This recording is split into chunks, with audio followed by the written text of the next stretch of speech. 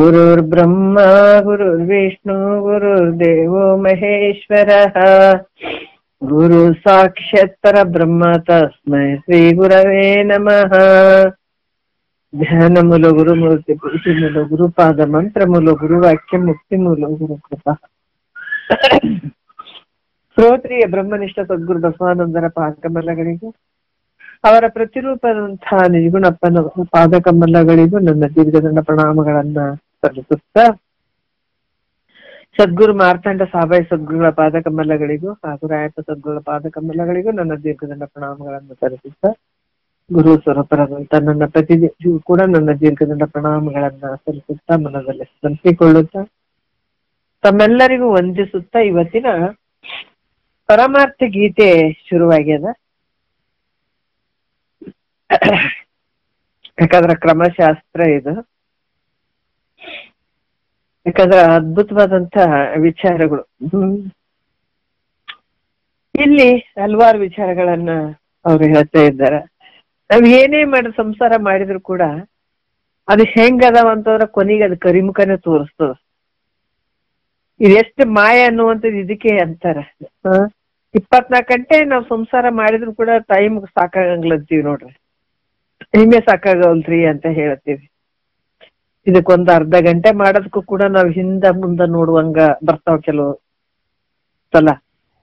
ಆದ್ರೆ ಇದನ್ನ ಸಮಯವನ್ನ ಸ್ವಲ್ಪ ಇಟ್ಕೊಂಡು ಆದಷ್ಟು ಇದಕ್ಕೆ ಸಮಯವನ್ನ ಮೀಸಲಿಟ್ಟು ಮಾಡುವಂತದ್ದೇ ದೊಡ್ಡ ಇದು ಒಂದು ಯೋಗ್ಯವಾದಂತ ಸಮಯ ಅನ್ಬೇಕು. ಆ ಭಾವ ಕೂಡ ಬಹಳ ಹಲವಾರು ರೀತಿಯಿಂದ ನಮ್ಗ ಕೆಲವೊಂದು ಪ್ರತಿಬಂಧಕಗಳು ಬರ್ತಾವ, ಸಮಯ ಸಿಗ್ಲಾರ್ದಂಗ ಆಗ್ತದ. ಆದ್ರೂ ಅದ್ರ ಮಧ್ಯೆ ನಾವೇನ್ ಸಮಯ ಮಾಡ್ಕೊಂಡ್ ಮಾಡ್ತೀವಲ್ಲ, ಇದು ಬಹಳ ಗ್ರೇಟ್ ಆಗ್ತದ. ಆಗ್ಲಿ ಇಲ್ಲಿಂದ ಹೋಗೋರಿಗೆ ಸ್ವಲ್ಪ ವ್ಯತ್ಯಾಸಗಳು, ಸ್ವಲ್ಪ ಸ್ವಲ್ಪ ಒಂದೊಂದ್ ದಿವ್ಸ ರಜೆ ಹಾಕೋದಾಗ್ತದ. ಕೇಳುವಂತ ಮುಮುಕ್ಷುಗಳು ಕ್ಲಾಸ್ ಇರದೇ ಇದ್ದಾಗ ನಾನು ಹಾಕಕ್ ಹೋಗಂಗಿಲ್ಲ, ಕ್ಲಾಸ್ ಇಲ್ಲ ಅಂತ ಮಾತ್ರ ಹಾಕ್ತಿರ್ತೇನೆ. ಕೇಳುವಂತವ್ರು, ಅಪೇಕ್ಷೆ ಉಳ್ಳಂಥವ್ರು ಅದನ್ನ ಸ್ವಲ್ಪ ಬರೋಕೆ, ಕ್ಲಾಸಿಗೆ 7 ಗಂಟೆಗೆ ಬರೋಕ್ಕಿಂತ ಮುಂಚೆ ಒಂದ್ ಸ್ವಲ್ಪ ವಾಟ್ಸಪ್ ನೋಡ್ಬಿಟ್ರೆ ಸಾಕು. ಯಾಕಂದ್ರೆ ಇಲ್ಲಿಂದ ಹೋಗಕ್ ಸ್ವಲ್ಪ, ಇಲ್ಲಿಂದ ನಾ ಗುಲ್ಬರ್ಗಕ್ಕೆ ಬಂದಿದ್ದೀನಿ, ನಾನು ಅಲ್ಲಿ ಶಿವಮೊಗ್ಗಕ್ಕೆ ಹೋಗೋವರಿಗೆ ಒಂದ್ ಸ್ವಲ್ಪ ವ್ಯತ್ಯಾಸಗಳಾಗ್ತಾವ ಕಾರಣಗಳು ಇರೋದ್ರಿಂದ. ಹಂಗಾಗಿ ಎಲ್ಲರೂ ಸಹಕರಿಸ್ಬೇಕು. ಈ ಪರಮಾರ್ಥ ಗೀತೆಯಲ್ಲಿ 4ನೇ ಗತಿ ಒಳಗ ಕೊನೆಯ ಒಂದು ನುಡಿಯಿಂದ ನಾವು ರಿವರ್ಸ್ ಮಾಡ್ಕೊಂಡು ರಿವಿಷನ್ ಮಾಡ್ಕೊಂಡು ನೋಡೋಣ, ಮುಂದಕ್ಕೆ ನೋಡ್ಕೊಳ್ಳೋಣ ಅಂತಿರೋದು. ಇದರಲ್ಲಿ ಕೂಡ ಬಹಳ ವಿಚಾರಗಳನ್ನ ಅವ್ರು ಹೇಳ್ತಾ ಇದ್ದಾರೆ. ಯಾಕಂದ್ರ ಈ ನವಚಕ್ರಗಳನ್ನ ಹೇಳಿದ್ರು, ಹಿಂದೆ 9 ಚಕ್ರಗಳ ಬಗ್ಗೆ ಅವರು ಹೇಳಿದ್ರು. ಚಕ್ರ 9 ಚಕ್ರಗಳ ಬಗ್ಗೆ ಅವರು ಹೇಳ್ತಾರೆ. ಮೂಲಾಧಾರ, ಆಮೇಲೆ ಆಧಾರ ಚಕ್ರ, ಸ್ವಾದಿಷ್ಟ, ಮಣಿಪುರ, ಅನಾಹತ ಚಕ್ರ, ವಿಶುದ್ಧಿ ಚಕ್ರ, ಅಗ್ನಿ ಚಕ್ರ, ಬ್ರಹ್ಮರಂಧ್ರ, ಶಿಖಾ ಚಕ್ರ, ಪಶ್ಚಿಮ ಚಕ್ರ ಅಂತ ಹಲವಾರು ವಿಶೇಷವಾದಂತ ವಿಚಾರಗಳು ನೋಡ್ರಿ. ಈ ರೀತಿ ಇಲ್ಲಿ 4ನೇ ಒಂದು ಗತಿ ಒಳಗ ಬಹಳ ವಿಶೇಷವಾಗಿ ಸಪ್ತಧಾತುಗಳು ಆಗುವಂಥದ್ದು ಕೆಲವು ವಿಚಾರಗಳನ್ನ ಹೇಳಿದ್ರು. ತಿಳಿಯಲು ಸಮಸ್ತ ತತ್ವಂಗಳನ್ನು ಒಲವಿಂದ ಇಂತು ತಿಳಿದ ತಾತ್ವಿಕ ಭೇದಂಗಳನ್ನೆಲ್ಲ ಅವರು ಅರಿವ ತೆರೆ ನಿಮ್ ಬಳಿಕೀಗಳ ಅನೂನ ವೇದ ಮತದಿಂದ ಉಸುರುವೆಮ್ ಅಂತ ಹೇಳ್ತಾರ. ಬಹಳ ವಿಶೇಷವಾದಂತ ವಿಚಾರಗಳನ್ನ ಇಲ್ಲಿ ಹೇಳ್ತಾ ಇದ್ದಾರ. ಕ್ಲೇಶಗಳ ಐದಿ ತನು ಮುಖ್ಯಕ್ಕೆ, ಪಾಶದ ಬಿಗುಹಿನ ದುಃಖವದಕ್ಕೆ, ತಿಳಿಯಲ ಅವಿದ್ಯೆಯೇ ನಿಜದೋಳು ಮೋಸ, ಬಳಿಕ ಅಸ್ಮಿತೆ ದೇಹ ಆತ್ಮಧ್ಯಾಸ, ಪಡೆವ ವಿಷಯ ರತಿ ರಾಗದ ದ್ವೇಷ, ಕೆಡಲದು ಪುಟ್ಟುವ ಕೋಪ ದ್ವೇಷ, ಕೂಡಿದ ವಿಷಯಗಳ ಬಿಡದಿಹುದು, ನೋಡಲಂತದ ಅಭಿವೇಶ ನೆನಿಪುದು, ತೋರುವ ಅವಿದ್ಯೆಯೇ ಪರಿಭವಕಾರಿ, ಮೂರಂ ತಾಪಸ್ ಕಸ್ಮಿತ ದಾರಿ, ಪರಿಷಡ್ವರ್ಗಕ್ಕೆ ರಾಗವೇ ಬಿತ್ತು, ದುರಿತಂಗಳಿಗೆ ಇವು ತಾವೇ ಗೊತ್ತು, ಬಾಲಕನಿಗೆ ದಾದಿಯ ಕಥೆಯಂತೂ ಪೇಳಿದವೆಲ್ಲವೂ ದಿಟಬಹುದೆಂತು, ಈ ಪರಿ ಎನಿಸುವ ತೋರಿಕೆ ಎಲ್ಲ ಕಾಪಟ್ಟಂ ನಿನ್ನೊಳ ನಿಜವಲ್ಲ ಅಂತ 11ನೇ ನುಡಿಯಲ್ಲಿ ಕೂಡ ಹೇಳಿದ್ರು. ಒಂದೇ ವಿಷಯದಾಗ ಬಂದಿದಾವ ಇವು. ಕೆಲವೊಂದೊಂದು ಸಲ ಮಿಸ್ ಆದ್ರೂ ಕೂಡ ನನ್ ಮಗಳು ಇದ್ರಲ್ಲಿ ಯೂಟ್ಯೂಬ್ ಅಲ್ಲಿ ಹಾಕ್ತಾ ಇದ್ದಾಳೆ. ಅದ್ ಬೇಡ ಅಂದ್ರೂ ಕೂಡ ನನ್ ಸಲುವಾಗಿ ಇರ್ಲಮ್ಮ ಅಂತ ತಾನು ಹಾಕೊಳ್ತಾ ಇದ್ದಾಳೆ. ಬಟ್ ಮಿಸ್ ಆದಂತ ಕ್ಲಾಸ್ ಅಲ್ಲಿ ಸ್ವಲ್ಪ ನೋಡ್ಕೊಳ್ಬಹುದು, ಕೆಲವೊಂದು ವಿಚಾರಗಳು ಇರ್ತಾವ. ಅವಿದ್ಯೆ, ಅಸ್ಮಿತೆ, ರಾಗ, ದ್ವೇಷ, ಅಭಿನಿವೇಶನ ಅಂತ ಪಂಚಕ್ಲೇಶಗಳು ಇವು ನಿನಗ ಕಟ್ಟೆವು ಅಂದ್ರ ಪಾಶಗಳು ಅದಾವ. ಇಲ್ಲಿ ಜೀವನಿಗೆ ಅನೇಕ ಪ್ರಕಾರದ ಇದರಿಂದ ಏನಂತ ಈ ಪಂಚಕ್ಲೇಶಗಳಿಂದನೇ ಜೀವಾತ್ಮನಿಗೆ ಅನೇಕ ರೀತಿಯಿಂದ ದುಃಖಗಳಾಗ್ತಾವ. ಯಾಕಂತಂದ್ರ ಅನಿತ್ಯವಾಗಿರುವಂಥದ್ದು, ಅಶುಚಿಯಾಗಿರುವಂಥದ್ದು, ಆಮೇಲೆ ಅನಿತ್ಯವಾಗಿರುವಂಥದ್ದು, ದುಃಖದಿಂದ ಕೂಡಿದಂತ ಈ ದೇಹ ಶುಚಿ ಅಂತ ಅನ್ಕೊಳ್ಳುವಂಥದ್ದು, ನಿತ್ಯ ಅನ್ನುವಂಥದ್ದು, ಸುಖ ಅನ್ಕೊಳ್ಳುವಂಥದ್ದು, ಇದು ಅನಾತ್ಮ ಭಾವ. ಯಾಕಂತಂದ್ರ ಆತ್ಮಭಾವ ಅನಾತ್ಮದ ಮೇಲೆ ಮಾಡಿ ಇದಕ್ಕ ತನ್ನನ್ನು ತಾನು ಮರ್ತುಕೊಂಡು ಇಲ್ಲಿ ನಾ ದುಃಖಿ ಅದೀನಿ ಅಂತ ಭಾವ ಮಾಡ್ಕೊಂಡಿದ್ದಾನ. ಇದಕ್ಕೆ ಅವಿದ್ಯೆ ಅಂತ ಹೇಳಿಸ್ಕೋ. ಯಾಕಂದ್ರ ಶರೀರ ನಾಶ ಆಗುವಂಥದ್ದು ಐತೆಲ್ಲ, ಮತ್ತಿದು ಅಶುಚಿಯಾಗಿರುವಂಥದ್ದು, ಅನಿತ್ಯವಾಗಿರುವಂಥದ್ದು ಶರೀರ. ಆದ್ರೆ ಇದ್ರ ಮೇಲೆ ಶುಚಿ ಅಂತ ತಿಳ್ಕೊಂಡಿದೀನಿ, ನಿತ್ಯ ಅಂತ ತಿಳ್ಕೊಂಡಿದೀನಿ, ಇದು ತಪ್ಪು.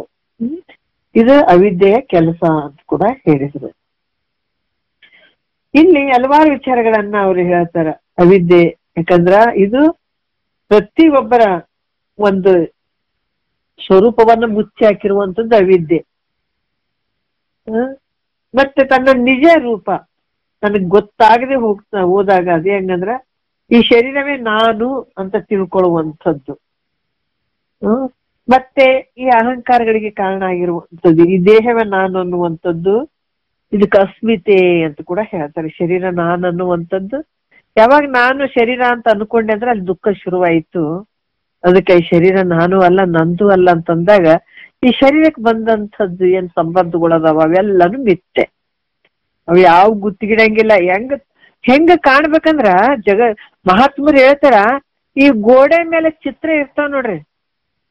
ನಾವು ಕೆಲವೊಂದು ಜಾತ್ರೆ ಅದು ವೈಭೋಗದ ಒಂದ್ ಚಿತ್ರಗಳು ಮನೆಗೆ ಹಾಕೊಂಡಿರ್ತೀವಿ, ಫೋಟೋಗಳು ಇರ್ತಾವ. ಆಮೇಲೆ ಮೈಸೂರು ಅರಮನೆಗೆ ಹೋದಾಗ ಆ ಜಾತ್ರೆ ಆದಂಥದ್ದು ಹಲವಾರು ರೀತಿಯಿಂದ ಫೋಟೋಗಳು ಹಾಕಿರ್ತಾರೆ. ನಾವ್ ಅದನ್ನ ನೋಡ್ತಾ ಇವಾಗೇನ್ ಜಾತ್ರೆಗ ಅದಿವೇನಪ್ಪ, ಈಗ ಜಾತ್ರೆ ನಡೆದದೇನೋ ಅನ್ನುವಂತ ಭಾವ ಬರ್ತದ. ಆದ್ರೆ ನಿಜವಾಗಿ ಅದು ನಿಜ ಐತೇನಂದ್ರೆ ಇಲ್ಲ, ಅದು ಯಾವಾಗ ಆಗಿ ಹೋದದ್ದು ಬಿಡ್ರಿ ಅಂತ ನಾವ್ ಅಷ್ಟು ಸೀರಿಯಸ್ ಆಗಿ ಅದೇ ಅಂತ ನಾವ್ ಸತ್ಯ ಅಂತ ತಿಳ್ಕೊಳಂಗಿಲ್ಲಲ್ಲ. ಹಂಗ ನಮ್ ಜೀವನ ಕೂಡ ಈ ಗೋಡೆ ಮೇಲೆ ಹಾಕಿದ ಒಂದು ಫೋಟೋದಂಗಂತ ತಿಳ್ಕೊಬೇಕು. ಅದು ಸತ್ಯ ಏನಂದ್ರೆ ಮಿಥ್ಯ ಅದ, ಸುಮ್ಮನೆ ಸಾಕ್ಷಿ ರೂಪವಾಗಿ ಹೋಗುವಂಥದ್ದು. ಒಂದ್ ಕಷ್ಟ ಇರ್ಲಿ, ಸುಖ ಇರ್ಲಿ, ದುಃಖ ಇರ್ಲಿ, ಇದು ಎಲ್ಲರಿಗೂ ಇರುವಂಥದ್ದು, ಒಬ್ರಿಗಂತ ಅಲ್ಲ. ಇದು ಬೇಕಾದ ದೊಡ್ಡ ಶ್ರೀಮಂತದ ಅನ್ನೋದ್ರು ಕೂಡ ಇದು ತಿರುಗುವಂತ ಚಕ್ರ ಇದ್ದಂಗೆ. ಇದು ಚಕ್ರ ಮೇಲಿದ್ದರೆ ಕೆಳಗ್ ಬರುವಂಥದ್ದು, ಕೆಳಗಿದ್ದರೆ ಮೇಲ್ ಹೋಗುವಂಥದ್ದು. ಹಂಗಾಗಿ ಇದು ಈ ನಿಜ ಏನು ಅಂದ್ರೆ ಅಲ್ಲ, ಇದು ಮಿಥ್ಯವಾಗಿರುವಂಥದ್ದು. ಅದಕ್ಕೆ ಇದು ಚಿತ್ರ ಗೋಡೆ ಮೇಲೆ ಹಾಕಿದಂತ ಒಂದು ಚಿತ್ರ ಹೆಂಗ್ ಕಾಣಿಸ್ತದ ಹಂಗೆ ಇದು ಜೀವನ ಕೂಡ ಹಾಗೇನೆ. ಅದಕ್ಕೆ ಇಲ್ಲಿ ಕೂಡ ಹೇಳ್ತಾರ, ಇಲ್ಲಿ ಯಾವ್ದಂದ್ರೆ ದುಃಖಾತ್ಮಕವಾಗಿರುವಂತ ವಿಷಯಗಳು ಇಲ್ಲಿ ಸುಖ ಆದಂತ ನಾವು ಬೆನ್ನತ್ತೀವಿ. ಇಲ್ಲಿ ಶಬ್ದ ಸ್ಪರ್ಶ ರೂಪು ರಸ ಗಂಧ ಏನ ಶಬ್ದಾದಿ ವಿಷಯಗಳು ಅದಾವ, ಇದ್ರಲ್ಲೇ ಸುಖ ಆದಂತ ಇದ್ರ ಬೆನ್ನ ಹತ್ಬಿಟ್ಟಿವಿ ನೋಡ್ರಿ. ನಮ್ಗೆ ಯಾಕೆ ದುಃಖ ಆಗಕತ್ತೆ ಅಂದ್ರೆ ಇದ್ರಲ್ಲಿ ಸುಖ ಆದಂತ ತಿಳ್ಕೊಂಡ ಅದಕ್ಕಾಗಿ. ಅವ್ ನಿಜವಾಗಿ ಸುಖ ಐತೇನೋ ಇದ್ರಲ್ಲಿ ಅಂದ್ರೆ ಇಲ್ಲ. ಮೃಗಜಲ ಅಂದ್ರ ರೋಡಿನ ಮೇಲೆ ನೀರ್ ಅದಾವ, ನೀರ್ ಕಾಣಕತ್ತಾವ. ನಾವೆಲ್ಲಾದ್ರೂ ಹೋದಾಗ ನಾವು ಇದು ಮಾಡ್ಬೇಕು, ಏನು ಪ್ರಾಕ್ಟಿಕಲ್ ಆಗಿ ನೋಡ್ಬೇಕು. ರೋಡ್ ಮೇಲೆ ನೀರ್ ನಿಂತಂಗ ಆಗಿರ್ತಾವ ಮಧ್ಯಾಹ್ನ, ಆದ್ರೂ ಕೂಡ ನೀರ್ ಹತ್ರ ಹೋದಾಗ ನೀರ್ ಅದಾವೇನಂದ್ರೆ ಇಲ್ಲ. ಯಾವ ರೀತಿ ರೋಡ್ ಮೇಲೆ ನೀರ್ ನಿಂತಾವಂತ ಹೇಳ್ಬಿಟ್ಟು ಈ ಚಿಗರೆಗಳು ಏನದಾವ ನೀರ್ ಅದಾವಂತ ಓಡೋಡಿ ಹೋಗಿ ನೋಡ್ತಾವ, ಅಲ್ಲಿ ನೀರ್ ಅದಾವೆ, ನಿಜವಾಗಿ ನೀರ್ ಇರ್ತಾವೇನಂದ್ರೆ ಇಲ್ಲ. ತೋರದ್ ಬಿಟ್ಟದೇನಂದ್ರ ತೋರ್ದಂಗ ಆಗತ್ತದ, ನಿಜವಾಗಿ ವಿಚಾರ ಮಾಡಿದ್ರೆ ನೀರ್ ಅದಾವೇನಂದ್ರೆ ಇಲ್ಲ. ಅದೇ ರೀತಿ ಕೂಡ ಈ ಸಂಸಾರ ತೋರ್ದಂಗ ಆಗಕತ್ತದ, ಆದ್ರೆ ನಿಜವಾಗಿ ಸತ್ಯ ಅದಲ್ಲಿ ಸಂಸಾರ ಅಂದ್ರೆ ಇಲ್ಲ, ಸುಳ್ಳಾಗಿರುವಂತದ್ದು. ಈ ರೀತಿ ತಿಳ್ಕೊಳ್ಳುವಂಥದ್ದು.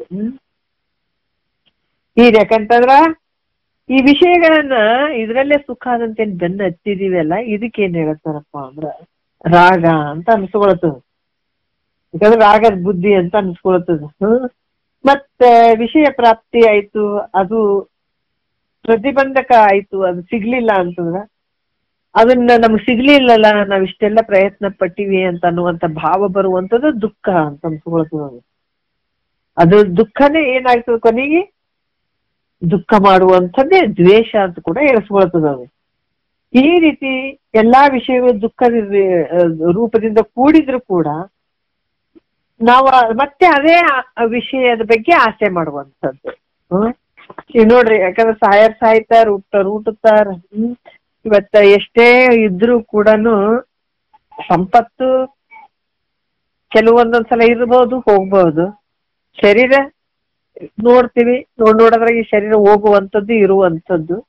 ಆದ್ರೂ ಕೂಡ ಇವೆಲ್ಲ ಕ್ಷಣಿಕದವಂತಂದ್ರೂ ಕೂಡ ಅವನ್ನೇ ಸಂಪಾದನೆ ಮಾಡ್ಬೇಕು, ಅದರಲ್ಲೇ ಸುಖ ಇದೆ ಅನ್ನುವಂತ ಭಾವ ಏನು ಬರ್ತದ, ಅದು ಅಭಿನಿವೇಶನ ಅಂತ ಅನ್ಸ್ಕೊಳ್ತದ. ಅದು ಪದೇ ಪದೇ ಮತ್ತ ಅದು ದುಃಖದಿಂದ ಕೂಡ್ಯಾನಂತಂದ್ರೂ ಕೂಡ ಮತ್ತೆ ಅದನ್ನೇ ಬಯಸುವಂತ ಮನಸ್ಸು. ಈ ರೀತಿಯಾದಂತ ಅವಿದ್ಯೆ ಆವರಣ ಮಾಡೋದ್ರಿಂದ ಅನೇಕ ಈ ಜನನ ಮರಣ ದುಃಖಗಳಿಗೆ ಕಾರಣ ಆಗಿರ್ತದೆ. ಈ ರೀತಿ ನಮ್ಮಲ್ಲಿರುವಂತ ಭಾವಗಳು ಏನದಾವ, ನಮ್ಮ ಈ ದುಃಖಕ್ಕೆ ನಾವೇ ಕಾರಣ. ಯಾಕಂದ್ರೆ ಸದ್ಗುರು ಅಂತ ಬಿಡು ಅಂತ ಹೇಳ್ತಾನ, ಬಿಡ್ಲಿಲ್ಲ ಅಂದ್ರೆ ಯಾರಿಗೆ ದುಃಖ? ನಮಗೆ ದುಃಖ. ಯಾಕಂದ್ರೆ ಇವೆಲ್ಲ ದುಃಖಗಳಿಗೆ ಬೇರೆ ಯಾರು ಕಾರಣರಲ್ಲ. ಸಂಸಾರದಲ್ಲಿ ಕೂಡ ಅಷ್ಟೇನೆ, ಲೌಕಿಕ ಪ್ರಪಂಚದಲ್ಲಿ ಕೂಡ ಅಷ್ಟೇನೆ. ಈ ಜನನ ಮರಣ ಅನ್ನುವಂಥ ಪ್ರಾರಬ್ಧ ಏನ್ ತಗೊಂಡು ಬಂದಿದೀವಿ, ಮಧ್ಯೆ ಈ ಕಷ್ಟ ಸುಖ ನೋವು ನಲಿವು ಇವೆಲ್ಲ ನಡೀತಾವಲ್ಲ, ಇವೆಲ್ಲವುಗಳಿಗೆ ಕಾರಣ ಯಾರಂದ್ರೆ ನಾವೇ ಕಾರಣ. ಯಾಕಂದ್ರೆ ಇಲ್ಲಿ ಸದ್ಗುರುನಾಥ ಹೇಳ್ತಾ ಇದ್ದಾನ, ನೋಡಿ ಇಂಥದ್ರಿಂದ ಸುಖ ಐತೆ, ಇಂಥದ್ರಿಂದ ದುಃಖ ಐತೆ ಅಂದ್ರೂ ಕೂಡ ನಾವ್ ಇದನ್ನ ಬಿಡ್ತಾ ಇಲ್ಲ, ಮತ್ತೆ ಪದೇ ಪದೇ ಅದರಲ್ಲೇ ಮನಸ್ಸು ಹೋಗ್ತಾ ಇದೆ. ಅದಕ್ಕೆ ಅಲ್ಲಿ ದುಃಖ, ಇದಕ್ಕೆ ಅಭಿನಿವೇಶನ ಅಂತ ಅನಿಸ್ತದ. ಈ ಭಾವ ಏನಾಗ್ತದೆ, ಜನನ ಮರಣ ದುಃಖಗಳಿಗೆ ಕಾರಣ ಆಗ್ತದ. ಅದಕ್ಕೆ ಇವು 3 ತಾಪತ್ರಯಗಳಿಗೆ ಮಾರ್ಗ ಆಗ್ತದೆ. ಇದೇ ದುಃಖ, ಆದಿಭೌತಿಕ, ಆದಿದೈವಿಕ, ಆಧ್ಯಾತ್ಮಿಕ. ಈ ದುಃಖ ಇದರಿಂದ ಏನಾಗ್ತಾವ ಅಂತಂದ್ರೆ ಅಸ್ಮಿತೆ ಈ ಮೂಲಕ ಪ್ರಾಪ್ತಿಗಳಾಗ್ತಾವ. ಮತ್ತೆ ಈ ರಾಗದಿಂದ ಏನಾಗ್ತದ, ಕಾಮ, ಕ್ರೋಧ, ಮದ, ಮೋಹ, ಮತ್ಸರ, ಇವು ಈ ಏನ ರಾಗ ಮೋಹ ಏನ್ ಮಾಡ್ತೀವಿ ಅದರಿಂದ ಈ ಅರಿಷಡ್ ವರ್ಗಗಳಿಗೆ ಕಾರಣ ಆಗ್ತದೆ. ಯಾಕಂತಂದ್ರೆ ಇವು ಅರಿಷಡ್ ವರ್ಗಗಳು ಕಾಮ, ಕ್ರೋಧ, ಮದ, ಮೋಹ, ಮಾತ್ಸರ್ಯ, ಲೋಭ ಅಂತ ಏನ್ ಅದಾವ, ಇವುಗಳಿಂದ ಅನೇಕ ರೀತಿಯಿಂದ ಪಾಪಗಳು ಘಟಿಸ್ತಾವ. ಅದಕ್ಕೆ ಈ ರೀತಿ ಪಂಚಕ್ಲೇಶಗಳಾದ್ರೂ ಕೂಡ ದೇಹದ ಮೂಲಕ ಜೀವನಿಗೆ ದುಃಖವನ್ನ ಕೊಡುವಂಥದ್ದು ಅಂತ ಕೂಡ ಹೇಳ್ತಾರೆ, 5 ದುಃಖಗಳು.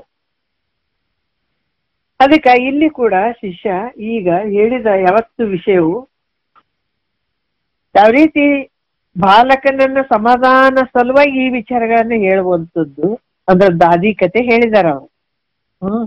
ಈ ಸಂಸಾರ ಏನು ಅನ್ನುವಂಥದ್ದು, ಯಾಕಂದ್ರೆ ಮನಸ್ಸಲ್ಲೇ ಇರುವಂತ ಸಂಸಾರ ಇದು. ಅದಕ್ಕ ಬಹಳ ಆಳವಾಗಿ ವಿಚಾರ ಮಾಡ್ಬೇಕು. ಈ ಜಗತ್ತು ತೋರಕತ್ತದ, ಜಗತ್ತಿನ ವ್ಯವಹಾರ ಮಾಡಕತ್ತೀವಿ, ಎಲ್ಲಿ ತೋರಕತ್ತಿದ, ಇದೆಲ್ಲ ನಿನ್ನ ಮನಸ್ಸಿನಲ್ಲೇ ಇಷ್ಟೆಲ್ಲ ನಡೆದಂಥದ್ದು. ಈ ಸಂಸಾರ ತೋರುವಂಥದ್ದು ಎಲ್ಲಿಪ್ಪ ಅಂದ್ರೆ ನಿನ್ನ ಮನಸ್ಸಿನಲ್ಲೇ. ಹೆಂಗಂದ್ರ ಸಂಕಲ್ಪ ಮಾತ್ರದಿಂದ ಆಗಿರುವಂಥದ್ದು ಈ ಮನಸ್ಸು. ನೋಡ್ರಿ, ಮನಸ್ಸಿನ ರೂಪನೇ ಬುದ್ಧಿ. ತಲೆ ಸರಿ ಇಲ್ಲ ರೀ ಅವನಿಗೆ, ಅದಕ್ಕೆ ಈ ಪ್ರಪಂಚ ಯಾವ್ದು ಕಾಣ್ತಾ ಇಲ್ಲ, ಯಾರನ್ನು ಕೂನ ಹಿಡಿತಾ ಇಲ್ಲ ಅಂತೀವಿ. ಅಂದ್ರೆ ಅರ್ಥ ಮಾಡ್ಕೋಬೇಕು, ಈ ಸಂಸಾರ ಚೆನ್ನಾಗಿ ನಡೀತಾ ಇದೆ ಅಂದ್ರೆ, ಇಲ್ಲ ಅಂದ್ರೆ ಯಾವ್ದಿದು ಎಲ್ಲಕ್ಕೆ ಕಾರಣ ಅಂದ್ರೆ ಈ ಮನಸ್ಸು ಅನ್ನುವಂಥದ್ದು. ಅದಕ್ಕಾಗಿ ಸಂಕಲ್ಪದಿಂದ ಈ ಸಂಸಾರ ಇಲ್ಲಿ ನಡೀತಾ ಇದೆ ಅನ್ನುವಂಥದ್ದು ದಾದಿ ಕಥೆ ಬಗ್ಗೆ ಅವರು ಹೇಳಿದ್ದಾರೆ. ಹಿಂದಿನ ಒಂದು ವಿಚಾರದಲ್ಲಿ ಇದು ನಡೆದಿದೆ. ಇದ್ರ ಬಗ್ಗೆ ಯಾಕಂತಂದ್ರೆ ಅಲ್ಲಿ 3 ಮಕ್ಕಳು ಇರೋದೇ ಇಲ್ಲ, ಸ್ವಲ್ಪ ನೋಡ್ಕೊಂಡು ಸ್ವಲ್ಪ ಹೋಗ್ಬಿಡೋಣ. ಯಾಕಂದ್ರೆ ದಾದಿ ಕಥೆ ಬಗ್ಗೆ ಇಲ್ಲಿ ಕೆಲವೊಂದು ವಿಚಾರಗಳನ್ನ ಅವರು ಹೇಳ್ತಾರೆ. ಆಕಾಶದಲ್ಲಿ ಯಾಕಂದ್ರ 3 ರಾಜಪುತ್ರರಿದ್ರು. ಏನು ಶೂನ್ಯ ನಗರದಲ್ಲಿ ಶೌರ್ಯ, ಧೈರ್ಯಾದಿ ಗುಣಯುಕ್ತರು, ಧಾರ್ಮಿಕರು, ಪ್ರೇಮಿಗಳು, ಶೋಭಾಯಮಾನರು ಆದ 3 ರಾಜಪುತ್ರರಿದ್ರು. ಇವರು ಆಕಾಶದಲ್ಲಿ ಜಲನಕ್ಷತ್ರಗಳಂತೆ ವಿಸ್ತೀರ್ಣವಾದ ಶೂನ್ಯ ನಗರದಲ್ಲಿ ಇದ್ರು. ಇವ್ರದ್ರಾಗ ಒಬ್ಬನು ಹುಟ್ಟೇ ಇಲ್ಲ, ಮತ್ತೆ ಒಬ್ಬ ಗರ್ಭದಲ್ಲಿ ಇಲ್ಲೇ ಇಲ್ಲ. ನೋಡ್ರಿ, ಈ 3 ರಾಜಪುತ್ರರು ಒಂದಾನೊಂದು ಕಾಲದಲ್ಲಿ ದೈವ ವಶಾತ್ ಬಂಧುಗಳಿಂದ ಅವರು ಬಿಡುಗಡೆ ಆಗಿದ್ರು, ವಿಯೋಗರಾಗಿ. ಅಲ್ಲಿ ದುರ್ಭಿಕ್ಷೆಯಿಂದ ಒಂದು ದುಃಖ ಉಳ್ಳಂತವ್ರಾಗಿದ್ರು. ಇವರೆಲ್ಲರೂ ಕೂಡಿ ಶೂನ್ಯ ನಗರದಿಂದ ಉತ್ತಮ ನಗರ ಪ್ರಾಪ್ತಿ ಸಲುವಾಗಿ ಹೊರಟ್ರವ್ರು. 3 ಜನ ಅಣ್ಣ ತಮ್ಮರು. ಅವ್ರೆಲ್ಲವನ್ನು ಬುಧ ಶುಕ್ರ ಶನಿ 3 ಗ್ರಹಗಳು ಕೂಡಿಕೊಂಡು ಆಕಾಶದಿಂದ ಹೊರಟಂತೆ ಕಾಣ್ತಾ ಇದ್ರು ಅವರು. ಬೇಸಿಗೆ ದಿವಸದಲ್ಲಿ ಬಿಸಿಲಿಂದ ಬಳಲಿದ ಒಂದ್ ಚಿಗರೆಗಳು ಹೆಂಗ್ ಹೋಗ್ತಾ ಇದ್ರು ಅವರು. ಅದಕ್ಕೆ ಇಲ್ಲಿ ಕೂಡ ಬಹಳಷ್ಟು ಕಷ್ಟ ಅನುಭವಿಸ್ತಾ ಇದ್ರು. ಇಲ್ಲಿ ಅವ್ರ ಹಲ್ಲುಗಳ ಮನೆಯಿಂದ ಸುತ್ತಲ್ಪಟ್ಟ ಚರಣ ಅವ್ರ ಪಾದಗಳು ಹಂಗಿದ್ವು ಅಂತ ಹೇಳ್ತಾರ. ನಡೆಯುವ ಶ್ರಮದಿಂದ ಒಯ್ಯುವ ಶರೀರದ ಸಂದುಗಳುಳ್ಳವರಾಗಿ ಮಾರ್ಗದಲ್ಲಿದ್ದ ಧೂಳಿಯಿಂದ ಮುಚ್ಚಲ್ಪಟ್ಟಂತ ಶರೀರವರು ಆಗಿ ಬಹಳ ದೂರ ದಾರಿ ನಡ್ಕೊಂಡು ಹೋಗ್ತಾ ಇರುವಾಗ ಅಲ್ಲಿ ಬಹಳಷ್ಟು ಮಾರ್ಗದಲ್ಲಿ ಒಂದು ಹೂವಿನ ಗಿಡ, ಆಮೇಲೆ ಮಾವಿನ ಗಿಡ, ಚಿಗುರೆಲೆ, ಹೂವು, ಕಾಯಿ ಇವೆಲ್ಲ ಫಲಗಳಿಂದ ತುಂಬಿದಂತ ಮೃಗ ಮತ್ತೆ ಪಕ್ಷಿಗಳಿಗೆ ಆಶ್ರಯವಾಗಿರುವಂತ ಒಂದು ವನವನ್ನ ಕಾಣ್ತಾರ. ಈ 3 ಮರಗಳನ್ನು ಹೊಂದಿದ್ರು. ಯಾಕಂದ್ರೆ 3 ಮರಗಳು ಅಲ್ಲಿ ಇದ್ದುವು. ಆ 3 ವೃಕ್ಷಗಳಲ್ಲಿ 2 ವೃಕ್ಷಗಳು ಹುಟ್ಟೇ ಇಲ್ಲಂತ. 3 ಸುಖವಾಗಿ ಬೆಳೆದಕ್ಕೆ ಯೋಗ್ಯವಾದ ಬೀಜ ಸ್ವಲ್ಪ ಆದ್ರೂ ಇರ್ಲಿಲ್ಲ ಅಂತ. ಇಂಥ ಮರಗಳ ಪೈಕಿ ಒಂದು ಮರದ ಕೆಳಗೆ ದಣಿದ 3 ಕೂತ್ಕೊಂಡಿದ್ರು. ಸ್ವರ್ಗ ಲೋಕದೊಳಗಿನ ಕಲ್ಪವೃಕ್ಷದ ಕೆಳಗೆ ಇಂದ್ರ, ವಾಯು, ಯಮದೇವರುಗಳಂತೆ ವಿಶ್ರಾಂತಿಯನ್ನು ಹೊಂದಿದ್ರು ಅವರು. ಆ ಗಿಡ ಇಲ್ಲೇ ಇಲ್ಲ ಮೊದಲನೇದ್ದು, ಇನ್ನೊಂದು ಬೀಜ ಇಲ್ಲೇ ಇಲ್ಲ ಅದ್ರದ್ದು. ಅಂತ ಗಿಡದ ಕೆಳಗೆ ಇವ್ರು ಕೂತ್ಕೊಂಡ್ರು. ಆ ಮರದ ಅಮೃತ ಸಮಾನವಾದ ಹಣ್ಣುಗಳನ್ನು ತಿಂದು ರಸವನ್ನ ಕುಡಿದು ಆ ಮರದ ಹೂಗಳನ್ನೇ ಮಾಲೆ ಮಾಡಿ ಧರಿಸಿಕೊಂಡು ಬಹಳ ಹೊತ್ತು ವಿಶ್ರಾಂತಿಯನ್ನು ತಕ್ಕೊಂಡ್ರು ಅವ್ರು. ನೋಡ್ರಿ, ಅಲ್ಲಿಂದ ಮುಂದಕ್ಕೆ ಹೊರಟ್ರು. ಬಹಳ ದೂರ ಆದ್ರು. ಮಧ್ಯಾಹ್ನ ಆಯ್ತು. ತೆರೆಗಳ ಮಧುರವಾದರಿಂದ ಯುಕ್ತವಾದ 3 ಹೊಳೆಗಳು ಪ್ರಾಪ್ತ ಆದುವಂತ. ಅಲ್ಲಿ 3 ಹೊಳೆಗಳು ಕಂಡು ಅವರಿಗೆ. ಆ 3 ಹೊಳೆಗಳದಾಗ ಅಲ್ಲಿ ಒಂದು ಒಣಗಿತ್ತು, ನದಿ ಒಣಗಿ ಹೋಗಿತ್ತು. ಉಳಿದೆರಡು ಕುರುಡನ 2 ಕಣ್ಣುಗಳಿಲ್ಲದಂತೆ ಸ್ವಲ್ಪ ನೀರಿರ್ಲಿಲ್ಲ 2 ನದಿ ಒಳಗ. ಅಂತ ಹೊಳೆಯಲ್ಲಿ ಅವ್ರೇನ್ ಮಾಡಿದ್ರು, 3 ರಾಜಪುತ್ರರು ಬ್ರಹ್ಮ ವಿಷ್ಣು ಹರಿಹರರು ಅಥವಾ ಬಿಸಿಲಿನಿಂದ ಬೇಸತ್ತ ಜನರು ಗಂಗಾ ನದಿಯಲ್ಲಿ ಸ್ನಾನ ಮಾಡುವಂಗ ಅವ್ರು ಸ್ನಾನ ಮಾಡಿದ್ರು ಅಂತ. ನೋಡ್ರಿ, ಅದ್ರ ನಿಜವಾಗಿ ಅಲ್ಲಿ ಒಂದು ನದಿ ಇರ್ಲೇ ಇಲ್ಲ, 2 ನದಿಯಲ್ಲಿ ನೀರಂತೂ ಇರ್ಲೇ ಇಲ್ಲ, ಒಣಗಿ ಹೋಗ್ಬಿಟ್ಟಿದ್ವು. ಅಂತ ನದಿಯಲ್ಲಿ ಇವರು ಜಲಕ್ರೀಡೆಯನ್ನ ಆಡಿದ್ರು ಅಂತ ಹೇಳ್ತಾರ ಅವ್ರು. ಮತ್ತೆ ಮುಂದಕ್ಕ ಸೂರ್ಯ ಹೋದ, ಅಸ್ತಂಗತನಾದ. ಸಾಯಂಕಾಲ ಆಯ್ತು. ಆಗ ಹೊಸದಾಗಿ ಕಟ್ಟಲ್ಪಟ್ಟಂತ ಪರ್ವತ ಪ್ರಾಯವಾದಂತ ಮೇಲೆ ಕೆಲವು, ಯಾಕಂದ್ರ ಅಲ್ಲಿ ಮ್ಯಾಲೆ ಏನಾದ್ರು ಸುಂದರ ಸರೋವರ ಇತ್ತು. ದೂರದ ಒಂದು ಭಾಷಣ ಗಾಯನ ಮಾಡುವ ಜನ ಸಮೂಹ ಇತ್ತು. ಅಲ್ಲಿ ಭವಿಷ್ಯತ್ ನಾಮಕ ನಗರವನ್ನು ಹೊಂದಿದ್ರು. ಆ ಒಂದು ಭವಿಷ್ಯತ್ ನಗರ ಅಂತಲ್ಲಿ ಮಹಾಗಿರಿಯ ಶೃಂಗಗಳಂತೆ ಬಹುಶೋಭಾಯಮಾನವಾದಂತ ಸುವರ್ಣ ರತ್ನಮಯಗಳಂತ 3 ಮನೆಗಳನ್ನ ನೋಡಿದ್ರು ಅವರು. ಅಲ್ಲಿ ಮನೆಗಳು 2 ಮನೆಗಳು ನಿರ್ಮಾಣ ಮಾಡೇ ಇಲ್ಲ, ಒಂದಕ್ಕೂ ಗೋಡೆನೇ ಇಲ್ಲ ಅಂತ ಮನೆಗಳು. ವಿಚಾರ ಮಾಡಿದ್ರೆ ಅದಾವೇನಂದ್ರೆ ಇಲ್ಲ. ಸುಂದರವಾದ ಗೋಡೆ ಇಲ್ಲದ ಮನೆಯನ್ನ 3 ರಾಜಪುತ್ರರು ಅಲ್ಲಿ ಸೇರಿದ್ರು, ಪ್ರವೇಶ ಮಾಡಿದ್ರು. ಚೆಲ್ಲುವ ಮುಖವುಳ್ಳ 3 ಮನೆಯೊಳಗೆ ಹೊಕ್ಕು ಸ್ವಲ್ಪ ಹೊತ್ತು ಕೂತು, ನೋಡ್ರಿ ಎಷ್ಟು ಅದ್ಭುತವಾಗಿ ಹೇಳ್ತಾರ ಅವರು. ವಿಹಾರ ಮಾಡುವಷ್ಟರಲ್ಲಿ ಬಂಗಾರ ಸದೃಶ್ಯರಾದ 3 ಭಾಂಡೆಗಳನ್ನು ನೋಡಿದ್ರು. ಬಂಗಾರ ರೀತಿಯಿಂದ ಕೂಡಿದಂತ 3 ಭಾಂಡೆಗಳನ್ನ ನೋಡಿದ್ರು. ಅವುಗಳಲ್ಲಿ 2 ಪಾತ್ರೆಗಳು 2 ತುಣುಕಾಗಿರುವಂತ, ಒಂದು ಬಹಳಷ್ಟು ತುಣುಕಾಗಿ ಹೋಗಿತ್ತು. ಆದ್ರೆ ಅದ್ರಾಗ ಎಷ್ಟೋ ಅನ್ನವನ್ನ 100 ಹೇರು ಕಡಿಮೆ 100 ಹೇರಿನ ಅನ್ನವನ್ನ ಮಾಡಿದ್ರಂತ ಅಂತದ್ರಲ್ಲಿ. ಬಳಿಕ ರಾಜಪುತ್ರರಿಂದ ಬಹಳ ಊಟ ಮಾಡುವಂತ 3 ಬ್ರಾಹ್ಮಣರು ಊಟಕ್ಕೋಸ್ಕರ ಅವರು ಕರೆಸಿಕೊಳ್ಳಲ್ಪಟ್ರು. ಅದ್ರೊಳಗೆ 2 ದೇಹವಿಲ್ಲ ಅಂತ, 2 ದೇಹವೇ ಇಲ್ಲ, ಒಬ್ಬನಿಗೆ ಮುಖವೇ ಇಲ್ಲ. ಮುಖವಿಲ್ಲದ ಬ್ರಾಹ್ಮಣನಿಂದ 100 ಹೇರಿನ ಅನ್ನವೆಲ್ಲವೂ ಭೋಜನ ಮಾಡಲ್ಪಟ್ಟಿತು. ಆ ಬ್ರಾಹ್ಮಣರು ಊಟ ಮಾಡಿದಂತ ಬಿಟ್ಟ ಶೇಷ ಪ್ರಸಾದವು ರಾಜಪುತ್ರರಿಂದ ಉಂಡ್ರು. ಈ ರಾಜಪುತ್ರರು ಉಂಡ್ರಂತ ಬ್ರಾಹ್ಮಣರು ಊಟ ಮಾಡಿದಂತ ಒಂದು ಅದ್ರಲ್ಲಿ. ಅಲ್ಲಿ ಕೂಡ ಯಾಕಂತಂದ್ರ 3 ರಾಜಪುತ್ರರು ತೃಪ್ತಿಯನ್ನು ಹೊಂದಿದ್ರಂತ ಊಟ ಮಾಡಿ. ಅದಕ್ಕೆ ಇಲ್ಲಿ ಕೂಡ, ಹೇ ಮಗನೇ, ಈಗಲೂ ಸುಖದಿಂದ ಮೃಗಬೇಟೆಯನ್ನು ಆಡ್ತಾ ಇದ್ದಾರೆ. ಈ ಕಥೆಯನ್ನ ನೀನು ಮನನ ಮಾಡಿದ್ರ ಪಂಡಿತನಾಗ್ತೀಯಪ್ಪ ಅಂತ ಹೇಳ್ತಾರೆ. ಆದ್ರೆ ಅವೆಲ್ಲ ನಿಜ ಏನು ಅಂದ್ರೆ ಸುಳ್ಳು. ಅದಾಗ ನಿಂದು ಸಂಸಾರ ಹಂಗ ಐತಿ ನೋಡಪ್ಪ ಅಂತ ಹೇಳ್ತಾರ ಅವರು. ಬಾಲಕನು ಈ ರೀತಿಗೆ ಸಂತೋಷವಾದ ಈ ದಾದಿ ಕತಿ ಬಾಲಕನಿಗೆ ಹೇಳಿದ್ರು, ಇದನ್ನ ಕೇಳಿ ಬಹಳ ಸಂತೋಷ ಪಟ್ಟ. ಅಂದ್ರೆ ಈ ಕಲ್ಪಿತವಾದಂತ ನಾ ಸಾಯ್ತೀನಿ ಉಡ್ತೀನಿ ಅಂತ ಅನ್ನುವಂಥದ್ದು ಆಗಿರ್ಬೋದು. ಈ ಸಂಸಾರ ಹುಟ್ಟಿನಿಂದ 70-80 ವರ್ಷ 100 ವರ್ಷ ಬದುಕಿದ್ರು ಇದೇ ಗತಿ ಅಂತ ನೋಡ್ರಿ. ಅಂದ್ರ 2 ನದಿಗಳು ಇಲ್ಲೇ ಇಲ್ಲ, ಒಂದು ನದಿ ಅಂತೂ ಒಣಗಿ ಹೋಗ್ಯದ ಅಂತ ಹೇಳಿದ್ರಲ್ಲ ಈಗ ಇಷ್ಟತನ. ಎಲ್ಲ ತುಣುಕಾದ್ರಲ್ಲಿ ಅನ್ನ ಮಾಡಿದಂಗಾಯ್ತು, ಉಂಡಂಗಾಯ್ತು. ಅವ್ರು ಇಲ್ಲೇ ಇಲ್ಲ, ಉಣವ್ರನ್ನ ಇಲ್ಲ. ಮತ್ತೆ ಇಬ್ರಿಗೆ ಮುಖ ಇಲ್ಲ, ಒಬ್ರಿಗೆ ದೇಹ ಇಲ್ಲ, ಒಬ್ರು ಹುಟ್ಟೆ ಇಲ್ಲ. ಇಂಥ 3 ರಾಜಪುತ್ರರು ಅಂದ್ರೆ ಕಲ್ಪಿತವಾದಂಥದ್ದು ಈ ಕಥೆಯಂತೆ. ಸಂಸಾರ ಎಲ್ಲ ಹೆಂಗೈತಂದ್ರೆ ಕಲ್ಪಿತವಾಗ್ಯದ. ಇದು ದೃಢ ಸಂಕಲ್ಪಗಳಿಂದಲೇ ಸ್ಥಿತಿಯನ್ನ ಹೊಂದಿರ್ತದ ಅಷ್ಟೇ ಹೊರತಾಗಿ ಈ ವಿಕಲ್ಪ ಜಾಲದಿಂದಲೇ, ಕೇವಲ ವಿಕಲ್ಪ ಜಾಲದಿಂದಲೇ ಬಂಧ ಮೋಕ್ಷಾದಿಗಳು ವ್ಯವಹಾರವು ಒಳೆಯುತ್ತಿರುತ್ತದೆ ಅಂತ ಹೇಳ್ತಾರ ಅವರು. ಎಲ್ಲ ಮನಸ್ಸಿನ ಕಲ್ಪನೆಯಿಂದ ಇಷ್ಟೆಲ್ಲ ತೋರ್ದಂಗಕತ್ತದ. ವಿಚಾರ ಮಾಡಿದ್ರೆ ನೀವು ಯಾವ ಸತ್ಯ ಅಲ್ಲ ನೋಡ್ರಿ, ಎಷ್ಟು ಚಂದ ಹೇಳ್ತಾರ ಅವರು. ಈ ಸಂಕಲ್ಪ ವಶದಿಂದ ಈ ಜಗತ್ತು ತೋರ್ತು ಅಂತ ಹೇಳ್ತಾರ. ನಿನ್ನ ಸಂಕಲ್ಪ ವಶದಿಂದ ಈ ಜಗತ್ತು ಕಾಣಕತ್ತದ ಹೊರತಾಗಿ ನಿಜವಾಗಿ ಇಲ್ಲ ಅನ್ನುವಂಥದ್ದು. ಯಾಕಂದ್ರ ನೋಡ್ರಿ, ಆಕಾಶ, ವಾಯು, ಅಗ್ನಿ, ಜಲ, ಪೃಥ್ವಿ ಇವೆಲ್ಲ ಹೆಂಗದವಂದ್ರ ಕೇವಲ ಸ್ವಪ್ನದಂತೆ ಸಂಕಲ್ಪದಿಂದಲೇ ರಚಿಸಿದವಂತ ಹೇಳ್ತಾರ ಅವ್ರು. ನಿನ್ನ ಸಂಕಲ್ಪದಿಂದನೇ ಇಷ್ಟೆಲ್ಲ ರಚನೆ ಆಗಿರುವಂತದ್ದು ನೋಡ್ರಿ. ಅದಕ್ಕಂತಾನೆ ನಾವು ಸ್ವಪ್ನದಲ್ಲಿ ಸುಸುಪ್ತಿಯಲ್ಲಿ ಈ ಜಗತ್ತನ್ನ ಕಾಣಕ್ ಆಗಂಗಿಲ್ಲ. ಯಾಕೆ ಅಂದ್ರ ಅಲ್ಲಿ ಮನಸ್ಸಿಲ್ಲ. ಹೌದಾ? ಎಲ್ಲಿಲ್ಲ ಮನಸ್ಸು? ಮನ, ಬುದ್ಧಿ, ಚಿತ್ತ, ಅಹಂಕಾರ ಇಲ್ಲ. ಎಲ್ಲಿ? ನಿದ್ರೆ ಒಳಗ. ಮತ್ತ ಮನಸ್ಸಿಲ್ಲಂದ್ರೆ ಈ ಜಗತ್ ಕಾಣಂಗಿಲ್ಲ. ಅಂದ್ರೆ ನಾವು ಸೂಕ್ಷ್ಮವಾಗಿ ವಿಚಾರ ಮಾಡ್ಬೇಕಾಗ್ತದೆ. ಅದಕ್ಕೆ ಹೇಳ್ತಾರ ಗುರು ಮುಖಾಂತರ ಕೇಳಕೊಂಡು ಸುಮ್ನೆ ಬಿಡೋದಲ್ಲ. ಅದೇ ಪ್ರಕಾರ ಇಲ್ಲಿ ಮನನ ಕೂಡ ಬಹಳ ಅತ್ಯಗತ್ಯ ಇರ್ತದ. ನಾವ್ ಇದನ್ನ ವಿಚಾರ ಮಾಡಿ ನೋಡಿದಾಗ ನಿದ್ರೆ ಒಳಗ ಮನ, ಬುದ್ಧಿ, ಚಿತ್ತ, ಅಹಂಕಾರಗಳಿಲ್ಲ. ಇರದೇ ಇದ್ದದಕ್ಕಾಗಿ ಈ ಜಗತ್ ಕಾಣ್ತಾ ಇಲ್ಲ. ಮತ್ತೆ ಹೆಸರಾದಗಳನ್ನ ಈ ಜಗತ್ತು ತೋರ್ದಂಗಾಕತ್ತದ. ಅಂದ್ರೆ ಎಲ್ಲಿಂದ ಶುರು ಆಯ್ತದ?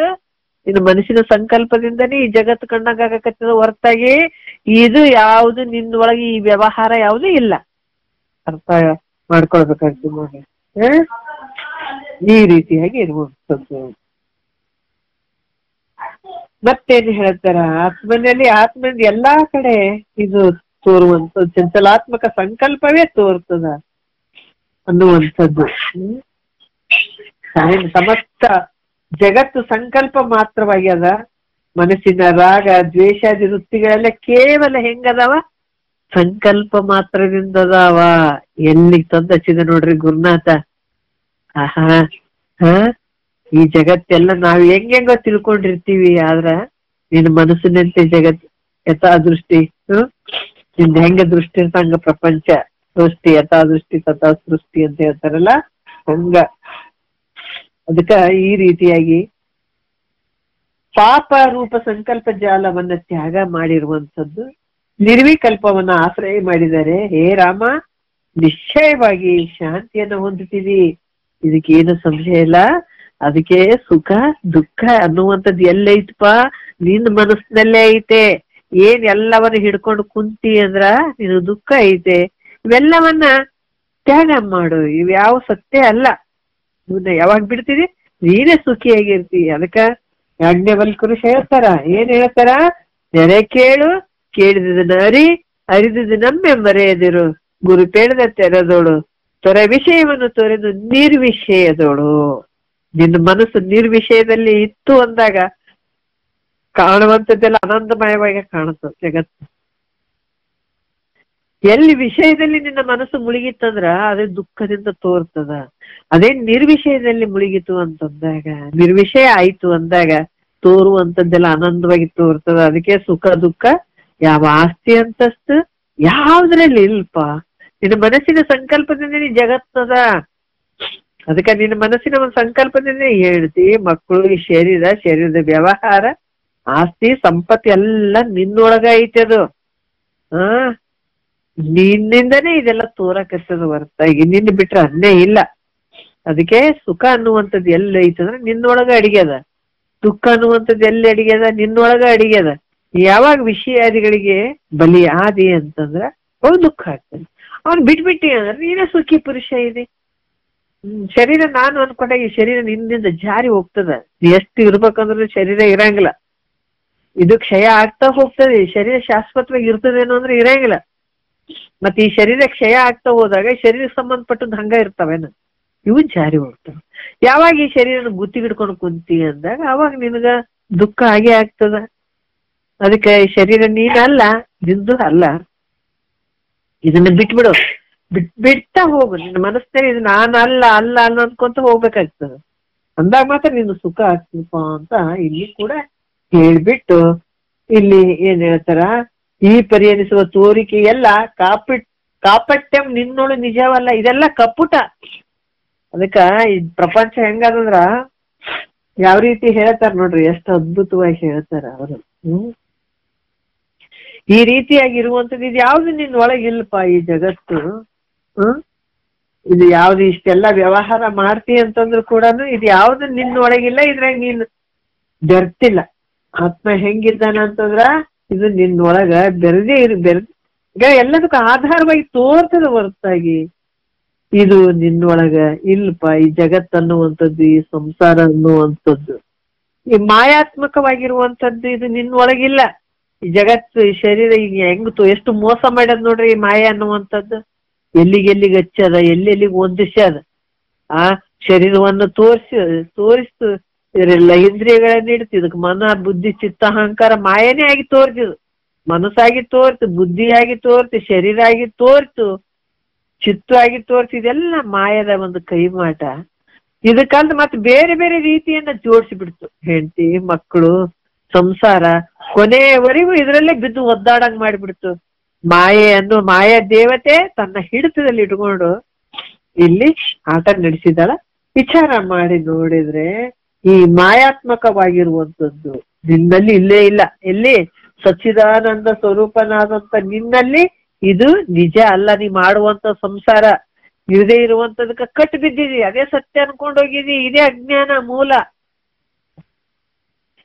ನೋಡ್ರಿ ಎಷ್ಟು ಚಂದ ಹೇಳ್ತಾರ. ಮತ್ತೆ ಇದನ್ನ ನೋಡ್ರಿ, ಇದು ಇಂತ ಕಿವಿಗ್ ಬಿದ್ದು ಬಿದ್ದು ಬಿದ್ದು ಏನಾಗ್ತದ, ನಮ್ಮಲ್ಲಿರುವಂಥದ್ದು ಅಜ್ಞಾನ ಅನ್ನುವಂಥದ್ದು ನಿವೃತ್ತಿ ಆಗ್ತದ.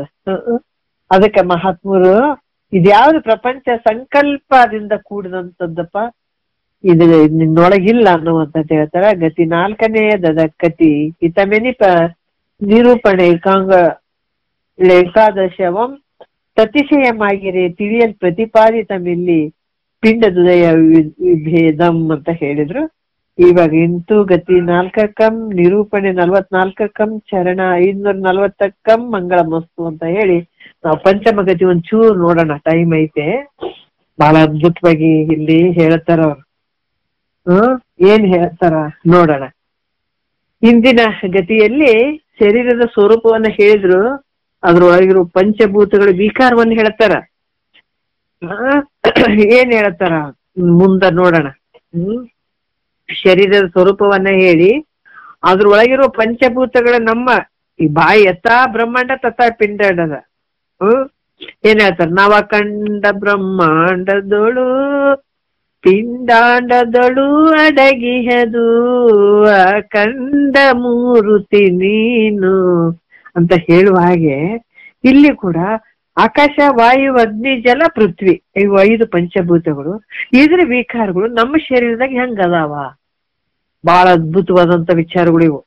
ತನುವಿನ ಅವಣಂ ತಿಳಿವಂ ತನು ನಯ ದಿಂತು ಪೇಳಿದ ನೊಲಿದು ಬಳಿಕ ಆ ತನುವಿನೊಳು ಭೂತ ವಿಕಾರ ಬೆನಿತು ಅನಿತಂ ಈಗ ಒರೆವೆನು ಅರಿವಿಂತ ಹಿಳೆಯೋಳು ಅಂತ ಹೇಳ್ತಾರ.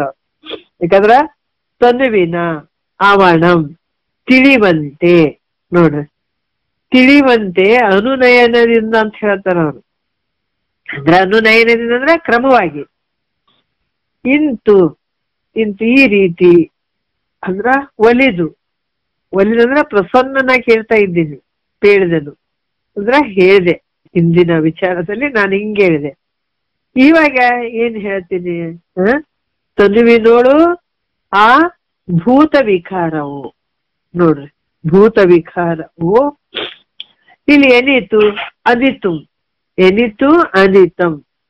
ಈಗ ನೋಡ್ರಿ, ವರವೇ ಅರಿವಂತೆ, ನೋಡ್ರಿ ಇಳೆಯೋಳು, ನೋಡ್ರಿ ಇಳೆಯೋಳು, ಅರಿವಂತೆ ಇಳೆಯೋಳು ಅಂತ ಹೇಳ್ತಾರ.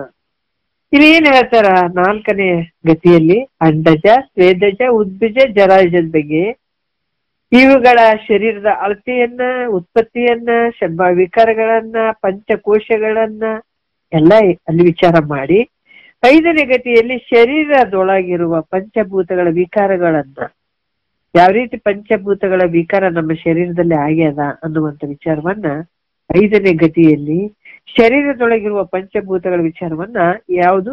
ಅಂತಃಕರಣ ಚತುಷ್ಟಯ. ಅಂತಃಕರಣ ಚತುಷ್ಟಯ ಅಂದ್ರೆ ಯಾವುದು? ಚತುಷ್ಟಯ ಅಂತಂದ್ರ ಮನ, ಬುದ್ಧಿ, ಅಹಂಕಾರ, ಜ್ಞಾತೃ ಅನ್ನುವಂಥದ್ದು. ಆಮೇಲೆ 4 ಅಧ್ಯಾಸಗಳ ಬಗ್ಗೆ, 4 ಅಧ್ಯಾಸಗಳ ಬಗ್ಗೆ ಅದ್ರ ವಿಚಾರ. ಮತ್ತೆ ದೃಷ್ಟಿ ಹೆಂಗ, ಸೃಷ್ಟಿ ಹೆಂಗ, ಮನಸ್ಸಿನ ಸ್ವರೂಪ, ಪಂಚಭೂತಗಳ ವಿಕಾರ, ಇವೆಲ್ಲವುಗಳನ್ನ ಈ ಮುಂದಿನ ವಿಚಾರದಲ್ಲಿ ಹೇಳ್ತೀವಿ ಅಂತ ಹೇಳ್ತಾರ. ಏನ್ ಹೇಳ್ತಾರ? 1ನೇ ನುಡಿ ನೋಡೋಣ ನಾವು. ಇಳೆ ಅಂಶವೇ ತನುರೂಪಾಗಿಹುದು, ಜಲದಂಶವೇ ಆ ದ್ರವ ರೂಪವಾಗಿಹುದು, ದೇಹದ ಮಧ್ಯದೊಳು ಜ್ವಲಿಸುತ್ತಾ ಉಯಿಸಲ್ಲ ಅನ್ನ ರಸವನ್ನೇ ಕೊಳ್ಳುತ್ತಾ, ಪಶಿವಂ ತೃಷೆಯಂ ಮಿಗೆ ಪುಟ್ಟಿಸುತ್ತಾ ವ್ಯಸನಾಲಸಂಗಳನ್ನಾಗಿಸುತ್ತಾ, ಧಾತುಗಳೇಳಂಬಿಸಿ ಮಾಡುತ್ತಾ ಆ ತನುವಂ ಚಲುವೆಂದೆನಿಸುತ್ತಾ, ಸಕಲಾವಯಂ ದೀಪ್ತಿಯ ನೆಸಗಿ ವಿಕರಿಸಿ ಶೋಷಣೆ ಗೈದುರೆ ಮಸಗಿ, ಇನ್ನಿತಂ ಬಹು ವಿಧವಾಗಿಯ ಕರ್ಮ ತನುವಿನೊಳ ಇಹುದಂತಗ್ನಿಯ ಧರ್ಮ ಅನ್ನುವಂಥ ವಿಚಾರವನ್ನ ಹೇಳ್ತಾರ. ಏನ್ ಹೇಳ್ತಾರ? ಇಳೆ ಅಂದ್ರೇನ? ಪೃಥ್ವಿ. ಧರೆ ಅಂದ್ರ ಪೃಥ್ವಿ, ಭೂಮಿ ಅಂದ್ರ ಪೃಥ್ವಿ, ಇವೆಲ್ಲ ಪರ್ಯಾಯ ಶಬ್ದಗಳು. ಏನ್ ಹೇಳ್ತಾರ?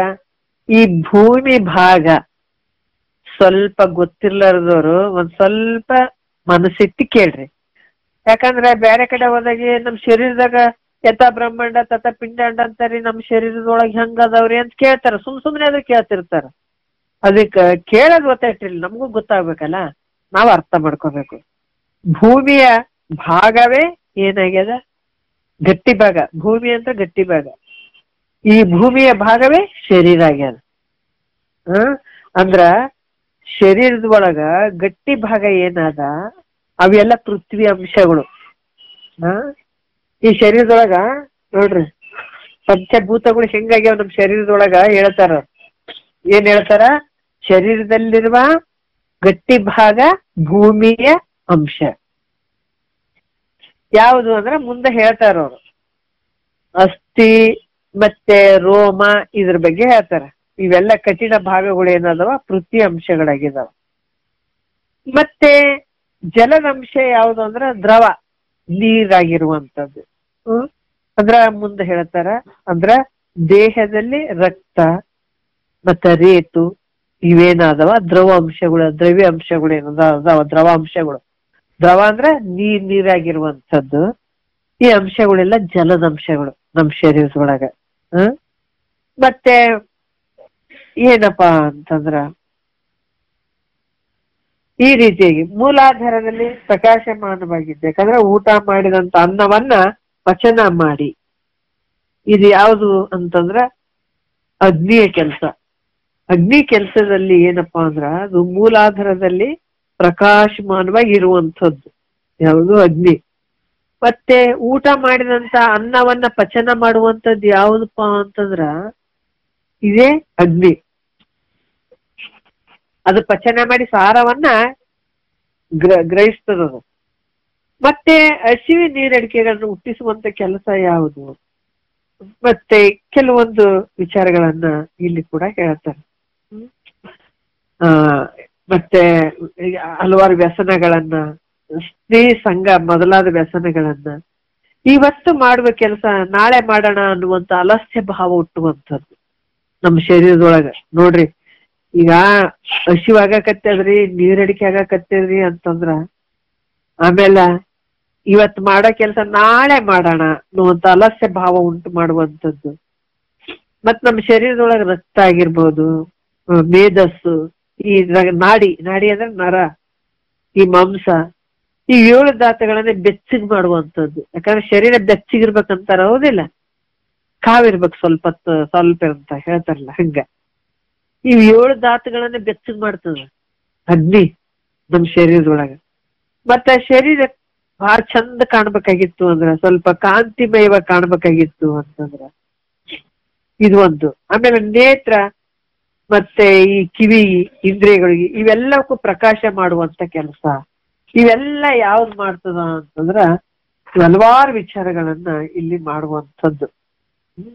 ಇವೆರಡು ವಿಚಾರಗಳನ್ನ ಅವ್ರು ಹೇಳ್ತಾರೆ.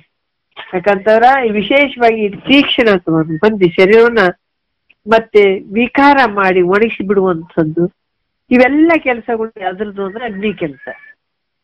ದೇಹದಲ್ಲಿರುವ ಅನೇಕ ಪ್ರಕಾರವಾದ ಕರ್ಮಗಳೆಲ್ಲ ಅಗ್ನಿ ಧರ್ಮ. ಈ ಶರೀರದೊಳಗೆ ನೋಡ್ರಿ ಬಹಳಷ್ಟು ಕೆಲಸ ಮಾಡ್ತದೆ ಅಗ್ನಿ ಅನ್ನುವಂಥದ್ದು. ಮತ್ತೆ ಈಗ ಮುಂದಿನ ವಿಚಾರದಲ್ಲಿ ಇಲ್ಲಿ 3 ವಿಷಯಗಳ ಬಗ್ಗೆ ಹೇಳ್ತಾರ ಅವ್ರು. ಪೃಥ್ವಿ ಬಗ್ಗೆ ಹೇಳಿದ್ರು, ಮತ್ತೆ ಇಲ್ಲಿ ಕೂಡ ಜಲದ ಬಗ್ಗೆ ಹೇಳಿದ್ರು, ಮತ್ತೆ ಅಗ್ನಿ ಬಗ್ಗೆ ಹೇಳಿದ್ರು ಅವರು ಇದ್ರಲ್ಲಿ. ಈಗ 2ನೇ ನುಡಿಯಲ್ಲಿ ಏನ್ ಹೇಳ್ತಾರ ನೋಡೋಣ, ಯಾವ ರೀತಿ ಹೇಳ್ತಾರ. ಕಾಲಾಧೀನದೋಳ್ ಉಸುರುಕ್ಕುತ್ತ ಮೇಲೆ ಮಲಾಧಿಕಮಂ ತೇಸುತ್ತ ಅನ್ನ ರಸವ ನೊಡಲೋಳ್ ತೀರುತ್ತ ಇನ್ನು ಗಾರಾಧಿಕಮಾಗಿಸುತ್ತ ಸೀನಂ ಕೆಮ್ಮುಗಳಂ ತೋರುತ್ತ ತಾನಾಗುಳಿಕೆಗಳಂ ಮಾಡುತ್ತ ತವೆ ತನು ಶಿಖಿಯಂ ಪಟು ಮಾಡುತ್ತ ಎವೆಯಾಟವನೆಡೆವಿಡದಾಡುತ್ತ ಕರ್ಣ ಸಮೂಹವನ್ನು ಚರಿಸುತ್ತ ಪರಿಪರಿಯೋಳು ಶಬ್ದಂ ಗೈಯುತ್ತ ಮರೆವು ದೊಡಲೋಳಿಂತು ಅನಿಲನ ಧರ್ಮ ತೆರವು ಗೂಡದ ಆಕಾಶದ ಧರ್ಮ ಅಂತ ಹೇಳ್ತಾರೆ. ಏನ್ ಹೇಳ್ತಾರಪ್ಪ ಅಂತಂದ್ರ ಇಲ್ಲಿ ಕಾಲಾಧೀನರು ಅಂದ್ರ ಕಾಲಕ್ಕೆ ಪರತಂತ್ರರಾಗಿ, ಉಸಿರಿಕ್ಕುತ್ತ ಅಂದ್ರ ನೀನು ಉಸಿರಾಡುವಂಥದ್ದು ಏನ್ ನಡೀತದಲ್ಲ, ಯಾಕಂದ್ರೆ ಕಾಲಕ್ಕೆ ಅನುಗುಣವಾಗಿ ಉಸಿರಾಡುವಂಥದ್ದು. ಆಮೇಲೆ ಪ್ರಾಣ ಮತ್ತ ಮಲಮೂತ್ರಗಳನ್ನ ಬಿಡುವಂಥದ್ದು. ಇದು ಯಾವುದು ವಾಯುವಿನ ಕೆಲಸ. ಉಸಿರಾಟ ಹೋಗೋದು ಬರುವಂಥದ್ದು ಮಾಡುವಂಥದ್ದು. ಆಮೇಲೆ ಈ ಮಲಮೂತ್ರಗಳನ್ನ ಬಿಡುವಂಥದ್ದು, ಯಾಕಂದ್ರ ಅಪಾನ ವಾಯು ಕೆಲಸ. ಮತ್ತ ಅನ್ನದ ರಸವನ್ನು ಶರೀರ ತುಂಬಾ ಕಳಿಸುವಂಥದ್ದು. ಪ್ರಾಣ ಅಪಾನ ವ್ಯಾನ ಉದಾನ ಸಮಾನ ಅಂತ ಪಂಚವಾಯುಗಳೇನದಾವ, ಊಟ ಮಾಡಿದಂತ ಅನ್ನವನ್ನ ಎಲ್ಲಾ ಕಡೆ ಕಳಿಸುವಂಥದ್ದು ವ್ಯಾನದ ಕೆಲಸ, ವ್ಯಾನ ವಾಯುವಿನ ಕೆಲಸ. ಕರ್ಮೇಂದ್ರಿಯಗಳನ್ನ ಅಂದ್ರ ನಾಗಾದಿಗಳು, ಇವೆಲ್ಲ ಉಪವಾಯುಗಳು. ಪ್ರಾಣಾದಿಗಳೇ ಜ್ಞಾನೇಂದ್ರಿಯಗಳನ್ನ ಏನ್ ಮಾಡ್ತಾವ ಅಂದ್ರ, ಈ ಪ್ರಾಣಾದಿಗಳೇ ಜ್ಞಾನೇಂದ್ರಿಯಗಳು ಅಂದ್ರ ಸ್ತೋತ್ರ ತೊಕ್ಕು ಜುವ ಗ್ರಾಣ ನೇತ್ರ ಇವುಗಳಿಗೆ ಸಪೋರ್ಟ್ ಮಾಡ್ತಾವ. ಅಂದ್ರ ಅವೇನ್ ಮಾಡ್ತಾವಂದ್ರ ಏನು ಸಪೋರ್ಟ್ ಕೊಡ್ತಾವ.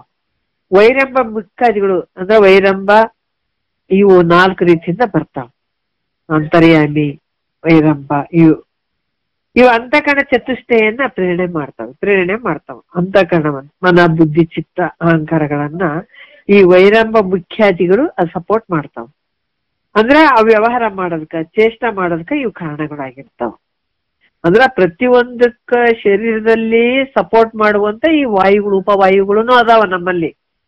ಶರೀರದಲ್ಲಿ ಶಬ್ದ ಮಾಡೋದು ಮತ್ತೆ ಅಗ್ನಿಯನ್ನು ಬೆಳೆಸೋದು ಇವೇ ಕಾರ್ಯಗಳು ವಾಯುವಿನ ಧರ್ಮ. ಶರೀರದೊಳಗ ಯಾವ ಕಾರ್ಯಕ್ಕೂ ಅವಕಾಶತೆಯನ್ನು ಕೊಡುವುದೇ ಎಲ್ಲ ಪ್ರತಿಯೊಂದಕ್ಕೂ ಅವಕಾಶವನ್ನು ಕೊಡುವಂಥದ್ದು ಯಾವುದ್ರದಂದ್ರ ಆಕಾಶದ ಧರ್ಮ ಆಗ್ಯದ ಅಂತ ಕೂಡ ಹೇಳ್ತಾರೆ.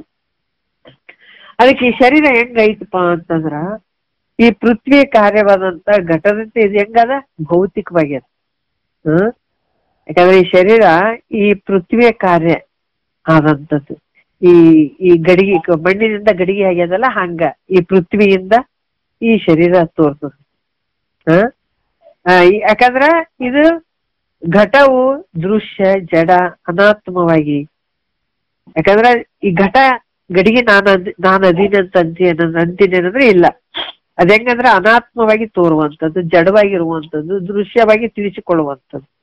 ಅದಕ್ಕ ಇದು ನಾನಲ್ಲ, ಗಡಿಗೆ ನಾನು ಅಂತೀವೇನೆ ಹೊತ್ತಾದ್ರೂ ಇಲ್ಲ. ಯಾಕಂದ್ರೆ ಜಡದಿಂದ ಕೂಡ್ಯಾದ, ದೃಶ್ಯವಾಗಿ ಅರಿಸಿಕೊಳ್ತಾ ಅನಾತ್ಮ. ಅದೇ ರೀತಿ ಕೂಡ ಈ ಶರೀರ ಕೂಡ ಹೆಂಗಂದ್ರ ಜಡವಾಗಿ ತೋರ್ತದ. ಜಡವಾಗಿರುವಂಥದ್ದು. ಇದಕ್ಕೆ ಶಕ್ತಿ ಇಲ್ಲ, ಸ್ವತಂತ್ರ ಶಕ್ತಿ ಇಲ್ಲ ಇದಕ್ಕ. ಮತ್ತ ಇದು ದೃಶ್ಯವಾಗಿ ತಿಳಿಸ್ಕೊಳ್ತದೆ. ಮತ್ತಿದು ಆತ್ಮ ಐತನ ಶರೀರ ಅನಾತ್ಮವಾಗಿ. ಅದಕ್ಕ ಕೊಡ ಹೆಂಗ್ ನೀನ್ ಆಗಕ್ ಸಾಧ್ಯ ಇಲ್ಲವೋ ಅದೇ ರೀತಿ ಕೂಡ ಈ ಶರೀರ ಆಗಕ್ ನೀನು ಸಾಧ್ಯ ಇಲ್ಲ. ನೋಡ್ರಿ, ತಾನು ಮತ್ತೆ ತನ್ನದು ಅಲ್ಲ. ಈಗ ವಿಚಾರ ಮಾಡ್ತಾ ಮಾಡ್ತಾ ಹೋದಾಗ ನೋಡ್ರಿ, ಯಾಕಂದ್ರೆ ಈ ಮನನ ಮಾಡುವಂತ ಸಂದರ್ಭದಾಗ ಇನ್ನ ನಿಧಿಧ್ಯಾಸನ ಮಾಡ್ತಾ ಮಾಡ್ತಾ ಹೋಗಿ ಒಂದು ದೃಢಭಾವ ಬರೋವರೆಗೂ ನಾವೇನ್ ಚಿಂತನೆ ಮಾಡ್ತಾ ಮಾಡ್ತಾ ಹೋಗ್ತೀವಿ, ಅವಾಗ ಈ ಶರೀರ ಒತ್ಕೊಂಡ್ ತಿರುಗಾಡೋದು ಬಹಳ ಕಷ್ಟ ಆಗ್ಬಿಡ್ತದೆ. ಅದಕ್ಕೆ ಶರೀರ ಹೆಂಗಾದ್ರೆ ಅನಾತ್ಮವಾಗಿ ಕೂಡ್ಯದ. ಅದಕ್ಕೆ ಮಹಾತ್ಮರು ಈ ಶರೀರವನ್ನು ಒತ್ಕೊಂಡ್ ತಿರುಗಾಡೋದು ದೊಡ್ಡ ಪನಿಷ್ಮೆಂಟ್ ಅಪ್ಪ, ಇದು ಬಹಳ ದುಃಖದ ಕೆಲಸ ಅಂತಾನೆ ಅವ್ರು ಬಹಳಷ್ಟು ತೀವ್ರವಾಗಿ ಜ್ಞಾನವನ್ನು ಪಡ್ಕೊಳಕ್ ಪ್ರಯತ್ನ ಪಟ್ಟದ್ದವ್ರು. ಈ ಶರೀರ ಸುಮ್ನೆ ಐತೇನ್ರಿ, ಎಷ್ಟು ಕಷ್ಟ ಕೊಡ್ತದೆ ಹೇಳ್ರಿ. ಇದಕ್ಕೆ ಒಂದಲ್ದು ಒಂದು ರೋಗ ಇರುವಂತದ್ದೇ, ಒಂದ್ ಬಿಟ್ರು ಒಂದ್ ಇರೋದೇ ಇದಕ್ಕ. ಅಷ್ಟೇ ಸುಮ್ನೆ ಅಂತ ಅಲ್ಲ, ಇದು ಸುಮ್ನೆ ಇರ್ತದನು. ಇದು ಊಟ ಹಾಕ್ಬೇಕು, ನೀರ್ ಹಾಕಬೇಕು, ಒತ್ಕೊಂಡ್ ತಿರುಗಾಡಬೇಕು, ಯಾವ್ದಕ್ಕೂ ಒಂದು ಚೂರು ವ್ಯತ್ಯಾಸಗಳಾಗ್ಬಾರ್ದು ಶರೀರದಾಗ. ಮತ್ತೆ ಆದ್ರ ಇಷ್ಟೊಂದು ನೋವಲ್ಲ. ಹಂಗಾಗಿ ಈ ಶರೀರ ರೋಗಗಳ ತೋಟ ಅಂತ ಹೇಳ್ತಾರ. ಒಂದಲ್ಲ ಎರಡಲ್ಲ, ಹಲವಾರು ದುಃಖ ಬರುವಂತದ್ದು. ಈ ದುಃಖದ ಜೊತೆಗೆ ಈ ಶರೀರ ಒತ್ಕೊಂಡ್ ತಿರುಗಾಡೋದು ಎಷ್ಟು ಕಷ್ಟ, ಪನಿಷ್ಮೆಂಟ್ ಇದು. ಅದಕ್ಕ ಇದು ಅನಾತ್ಮವಾಗ್ಯದ. ಇದು ತಂದು ಅಲ್ಲ, ತನ್ನದು ಅಲ್ಲ. ಕಿಂತ ತಾನಿದ್ರು ಈ ಹೆಂಗಿದೆ ಅಂತಂದ್ರ, ಇದಕ್ಕೆ ಶರೀರದಾಗ ನೀ ಬೆರ್ತಿಲ್ಲ, ಆದ್ರೆ ಶರೀರ ನಿನ್ನ ಆಶ್ರಯದಲ್ಲಿ ತೋರ್ದಂಗ ಆಗ್ತದ. ಆದ್ರೆ ಶರೀರ ಹುಟ್ಟುವಂತದಕ್ಕ ಮತ್ತೆ ಸಾಯುವಂತದಕ್ಕೆ ನೀನೇ ಸಾಕ್ಷಿಯಾಗಿರ್ತೀವಿ. ಎಷ್ಟು ಅದ್ಭುತ ಅಲ್ಲ. ಸ್ವಲ್ಪ ದೂರ ಇಟ್ಟು ನೋಡ್ಬೇಕು ನಮ್ ಶರೀರನ್ನ. ದೂರ ಇಟ್ಟಂದ್ರ ಮನಸ್ಸಿನಲ್ಲೇ ಮನಿ ಹೊಲ ಹೆಂಗ ಅರ್ಥಕೊಳ್ತೀವಿ, ಅದ್ರಂಗ ಈ ಶರೀರ ಕೂಡ ಅರ್ಥಕೊಳ್ಳುವಂಥದ್ದು. ಏನ್ ಅರಿತಿದಿಲ್ಲ, ಸಾಕ್ಷಿಯಾಗಿ ಸ್ವಯಂ ಪ್ರಕಾಶನಾಗಿ ಸಚ್ಚಿದಾನಂದ ರೂಪ ಪ್ರತ್ಯೇಗಾತ್ಮನೂ ನೀನೇ ಆಗಿದೆಯಪ್ಪ ಅನ್ನುವಂತ ನಿಶ್ಚಯವೇ ಈ ಶರೀರ. ಯಾಕಂದ್ರೆ ಈ ರೀತಿ ಭಾವ ಬರುವಂತದ್ದು ಇದು ಯಾವಾಗ ನಾವು ನಿಶ್ಚಯ ಮಾಡ್ಕೋತೀವಿ, ಮಾಡ್ಕೊಂಡಾಗ ಈ ಶರೀರದ ಪ್ರಯೋಜನ ಅಂತ ಹೇಳ್ತಾರ ಅವ್ರು. ಈ ಶರೀರ ವಿಚಾರದ ಪ್ರಯೋಜನ. ಈ ಶರೀರವನ್ನು ವಿಚಾರ ಮಾಡ್ಕೊಂಡು ಅದಕ್ಕೆ ಹೇಳ್ತಾರ ಅವರು ಏನಂದ್ರೆ, ತನು ಇಂದ್ರಿಯಾಳಿಯಸು ವರ್ಗವನ್ನೇ ಬಿಟ್ಟು ಮನ ಬುದ್ಧಿ ಹಂಟೇನೆ ಸುಟ್ಟು ಅಂತ ಹೇಳ್ತಾರ. ತನು ತನು ಅಂದ್ರೆ ಶರೀರ, ಇಂದ್ರಿಯಾಳಿಯಸು ಇಂದ್ರಿಯ, ಹಸು ಪ್ರಾಣವಾಯುಗಳು, ಇಂದ್ರಿಯಾಳಿಯಸು ವರ್ಗವನ್ನೇ ಬಿಟ್ಟು, ಈ ವರ್ಗವನ್ನ ಬಿಟ್ಬಿಡೋದು. ಮನ ಬುದ್ಧಿ ಹಂತೇನೆ ಸುಟ್ಟು ಅಂತ ಹೇಳ್ತಾರ. ಮನಸ್ಸು, ಬುದ್ಧಿ, ಚಿತ್ತು, ಅಹಂಕಾರ ಇವ್ಯಾವು ನಾನು ಅಲ್ಲ ಅನ್ನುವಂಥದ್ದು, ಇವೆಲ್ಲವನ್ನ ಬಿಟ್ಟು ಬಿಡುವಂಥದ್ದು. ಬಿಟ್ಟು ಘನ ನಿರ್ಗುಣ ಆತ್ಮತೆ ಎಳಗೊಟ್ಟು ನೋಡ್ರಿ. ಈ ರೀತಿ ಅಲ್ಲಿ ಆಯ್ತು ಅಂದಾಗ ಅಂತ ಒಂದು ಸಚ್ಚಿದಾನಂದ ಪ್ರತ್ಯೇಗಾತ್ಮ ಸ್ವರೂಪನೇ ನಾನಿದ್ದೀನಿ ಅಂತ ಯಾವಾಗ ನೀ ನಿಶ್ಚಯ ಮಾಡ್ತೀರಿ, ಈ ರೀತಿ ನಿಶ್ಚಯ ಮಾಡೋದ್ರಿಂದ ಶರೀರ ವಿಚಾರದ ಪ್ರಯೋಜನ ಅಂತ ಹೇಳ್ತಾರ ಅವ್ರು ನೋಡ್ರಿ. ಅದಕ್ಕ ಯಾವಾಗ ಈ ನಿಶ್ಚಯದಿಂದ ಜನ್ಮಾದಿ ದುಃಖ ನಿವೃತ್ತಿ ಆಗುವಂಥದ್ದು, ಯಾವಾಗ ಈ ರೀತಿ ನಾವು ನಿಶ್ಚಯ ಮಾಡ್ತೀವಿ ಶರೀರ ನಾನಲ್ಲ, ನಂದು ಅಲ್ಲ ಅಂತ ಯಾವಾಗ ಇದನ್ನ ವಿಚಾರ ಮಾಡ್ತಾ ಮಾಡ್ತಾ ಬರ್ತೀವಿ, ಇದರಿಂದ ಜನ್ಮಾದಿ ದುಃಖ ಅಂದ್ರೆ ಜನನ ಮರಣದ ದುಃಖ ನಿವೃತ್ತಿಯಾಗಿ ಸುಖ ಪ್ರಾಪ್ತಿ ಆಗ್ತದಂತ ಹೇಳ್ತಾರ. ಸುಖ ಪ್ರಾಪ್ತಿಯೇ ಮುಖ್ಯ ಫಲ. ಕೊನೆಗೆ ಫೈನಲ್ ಇದು. ಒಂದು ಮಾವಿನ ಗಿಡ ಹಾಗೆ ಅಂದ್ರೆ ಫೈನಲ್ ಏನು? ಹಣ್ಣ, ಪಕ್ವಾದ ಹಣ್ಣು, ಅದೇ ಫೈನಲ್ ಅಲ್ಲ. ಇಲ್ಲಿ ಕೂಡ ಮನುಷ್ಯನಾಗಿ ಮನುಜ ಕುಲ ಜನನದ ಲಾಭ ಯಾವುದು ಅಂದ್ರೆ ಅತ್ಯಂತ ದುಃಖ ನಿವೃತ್ತಿ, ಪರಮಾನಂದದ ಸ್ಥಿತಿ, ಆ ಸುಖ ಪ್ರಾಪ್ತಿಯೇ ಮುಖ್ಯ ಫಲ. ಇದಕ್ಕೆ ಈ ರೀತಿ ಬಂದಾಗ ಅದಕ್ಕ ಒಂದು ಮುಖ್ಯವಾದ ಫಲ ಸಿಗ್ತದ. ಅದಕ್ಕೆ ಶರೀರದ ಸಂಬಂಧಗಳಾದಂತ ತತ್ವ ವಿಚಾರಗಳನ್ನ ಇವೆಲ್ಲವನ್ನ ವಿಚಾರ ಮಾಡಿ ತಿಳ್ಕೊಂಡು ಪ್ರತ್ಯೇಗಾತ್ಮ ಸ್ವರೂಪ ನಾನಿದ್ದೀನಿ ಅಂತ ಅಲ್ಲಿ ಪ್ರತಿ ಸಲ ಅದನ್ನ ನಾವು ವಿಚಾರಕ್ಕೆ ತಗೊಳ್ಳೇಬೇಕಾಗ್ತದ ಅಂತ ಹೇಳ್ತಾರೆ. ಈ ರೀತಿಯಾಗಿ ಶರೀರದಲ್ಲಿ ಜಡ ಮತ್ತೆ ದೃಶ್ಯವಾಗಿ ಅರಿಸಿಕೊಳ್ತದೆ. ಅನಾತ್ಮದಿಂದ ಕೂಡಿದಂತ ಈ ಶರೀರ ನಾನಲ್ಲ ಅಂತ ತಿಳ್ಕೊಳ್ಳುವಂಥದ್ದು ಬಹಳ ಮುಖ್ಯವಾಗಿರ್ತದ ಅಂತ ಹೇಳಿ, ನಾಳೆ ಆತ್ಮ ನಾನತ್ವವಾದ್ರು ಉಪಾಧಿ ನಾನತ್ವದಿಂದ ತೋರ್ತದ ಅಂತ ಹೇಳ್ತಾರ. ಎಲ್ಲ ಏನ್ ತೋರ್ತಾವ ಪದೇ ಪದೇ ಇವೆಲ್ಲ ತೋರಕತ್ತೇವಲ್ಲ, ಉಪಾಧಿಯಿಂದ ತೋರ್ತ ವಿಚಾರ ಮಾಡಿದ್ರೆ ಇವೆಲ್ಲ ಸುಳ್ಳದಾವಂತ ಬಹಳ ಅದ್ಭುತವಾಗಿ ಹೇಳ್ತಾ ಹೋಗ್ತಾರ. ಮುಂದೆ ವಿಚಾರ ನೋಡೋಣ. ಒಂದೆರಡು ಮಾತು ಗುರುಗಳ ಪಾದಕ್ಕೆ ಅರ್ಪಿಸಿ ಹರವನ್ನು.